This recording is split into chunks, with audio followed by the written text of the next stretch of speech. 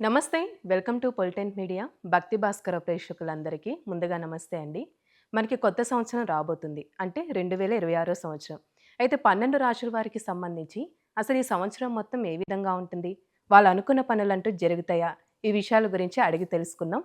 ప్రస్తుతం మనతో ఉన్నారు ప్రముఖ ఆధ్యాత్మికవేత్త, ప్రముఖ జ్యోతిష్య వాస్తు పండితులు మాడుగుల శివప్రసాద్ గురువుగారు ఉన్నారు. మరి గురుగారి మాటల్లోనే అడిగి తెలుసుకుందాం. నమస్కారం గురుగారు. ఆశీర్వచనం తల్లి.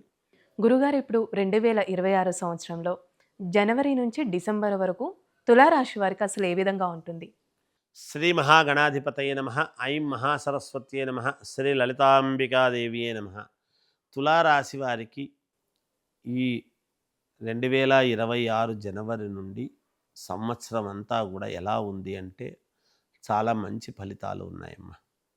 చాలా యోగవంతమైన ఫలితాలు ఉన్నాయి. గతములో చేజార్చుకున్నవన్నీ కూడా మళ్ళీ వీళ్ళు సాధించటం అనేటువంటిది ఉంది. కొత్త కొత్త వ్యాపారాలు చేసేటువంటి దానికి అనుకూలవంతమైనటువంటి నిర్ణయాలు తీసుకోవడము జరుగుతుంది. ఇంట్లో శుభకార్యాలు చెయ్యాలి అనేటువంటి ప్రయత్నాలు సఫలీకృతమవుతాయి. తప్పకుండా చేసి తీరుతారు. భూముల వలన బాగా కలిసొచ్చేటువంటి విధానం అనేది కనపడుతూ ఉన్నది. భూమిలో ఉండేటువంటి నిధి నిక్షేపాలు కానీ లేదా భూమి ద్వారా ఎంతో కొంత వీళ్లకు ఆదాయం ఏ విధంగా వస్తుంది? భూములు అమ్మితే అన్నా అంతకు పదింతలు రావాలి. భూమిలో నిధి నిక్షేపాలు దొరికితే అన్నా రావాలి, ఉన్నట్టుండి రావాలి అంటే అంతే కదా. ఈ రెండిట్లో ఏదైనా జరగవచ్చు. ఈ సంవత్సరం చాలా అద్భుతమైనటువంటి యోగము ఉన్నది. ప్రభావము, గ్రహాల యొక్క అనుకూలత చాలా ఉండేటువంటి దాని వలన వీళ్ళు కొత్త కొత్త నిర్ణయాలు, వీళ్ళ ఆలోచనలు ఎప్పటికప్పుడు మార్పు చేసుకొని దానికి అనుకూలముగా వీళ్ళ ఎదుగుదలకు ఏది కావాలనో దాన్ని అనుకూలముగా చేసుకొని ముందుకు వెళ్ళాలి అనేటువంటి భావనతో మార్పులు చేర్పులు చేసుకొని ముందుకు వెళతారు. కనుక గతములో చేసినటువంటి ఇబ్బందులు ఇప్పుడు చేసుకోరాదు అనేటువంటి దృఢ సంకల్పముతో చాలా జాగ్రత్తగా అడుగులు వేసి విజయాన్నే పట్టుకోవాలి అనేటువంటి విధానముతో విజయాన్ని పొందుతారుగాక. వీళ్లకు కీర్తి, పేరు, ప్రతిష్టలు బాగా ఉంటాయి. డబ్బు దగ్గరికి వచ్చేటప్పటికి సమయానికి నాకు అందలేదే డబ్బు అనేటువంటి భావనతో ఉంటారు. కానీ ఈ సంవత్సరం అలా కాదు. తప్పకుండా డబ్బు వీళ్లకు చేతికి అంది తీరుతుంది. సమయానికి అనూహ్యముగా ఎక్కడి నుంచి అయినా సరే డబ్బు వస్తుంది.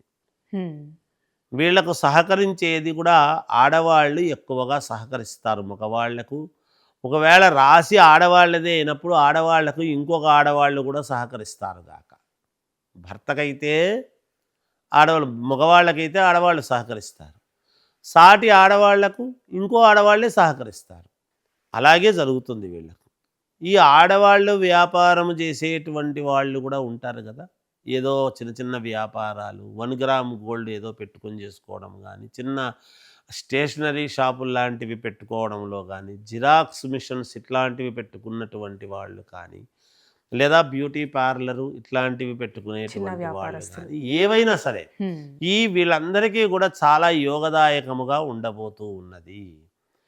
దానిలో పనిచేసేటువంటి వాళ్లకు కూడా ఒక చోటు నుంచి ఇంకొక చోటికి మళ్ళీ ఎక్కువ జీతం ఇస్తాము అనేటప్పటికీ వెళ్ళిపోయి ఇంకో చోటికి వెళ్ళి వాళ్ళ జీతాలను పెంచుకునేటువంటి విధముగా ప్రయత్నాలు జరుగుతాయి.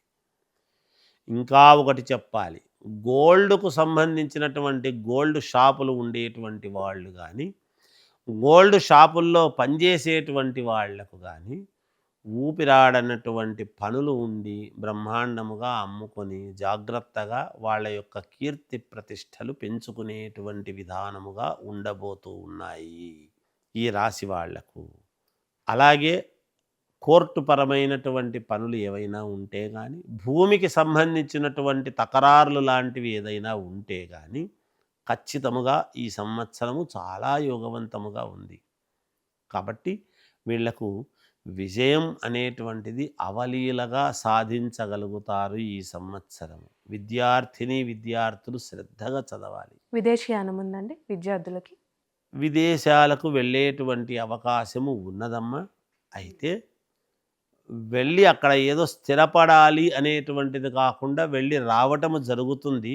రెండవసారి వెళ్ళి స్థిరపడటం అనేటువంటిది ఉంటుంది ఈ రాశి వాళ్ళు అనేది తెలియజేస్తూ ఉన్నాను. ఇక మామూలుగా ఇల్లు కొనేటప్పుడు కానీ లేదా ఏదైనా ఒక లోన్ లాంటిది కానీ వీళ్లకు శాంక్షన్ అయ్యేటువంటి పరిస్థితులు గోచరిస్తున్నాయి. కొత్త వాళ్ళతో పరిచయాలు ఏర్పడతాయి. అయితే వాటిల్లో మనం ఏ విధముగా ముందుకు వెళ్ళగలము, ఎలా వెళితే మనకు మేలు జరుగుతుంది అని ఆలోచనాత్మకమైనటువంటి నిర్ణయాలు తీసుకొని 1-2 సార్లు తీసుకొని వెళతారు. కొంతమందితో కొన్ని చోట్ల వీళ్లకు చేసినటువంటి శ్రమ వృధా అయింది, ఇంకొకసారి మనం ఇలా చేసి పెట్టరాదు అనేటువంటి భావనతో తీవ్రమైనటువంటి కోపముతో అప్పుడప్పుడు ఉండేటువంటి పరిస్థితులు కలుగుతాయి. కానీ మళ్ళీ క్షమాగుణముతో పోనీలే అని సర్దుకునేటువంటి విధానము ఉన్నది.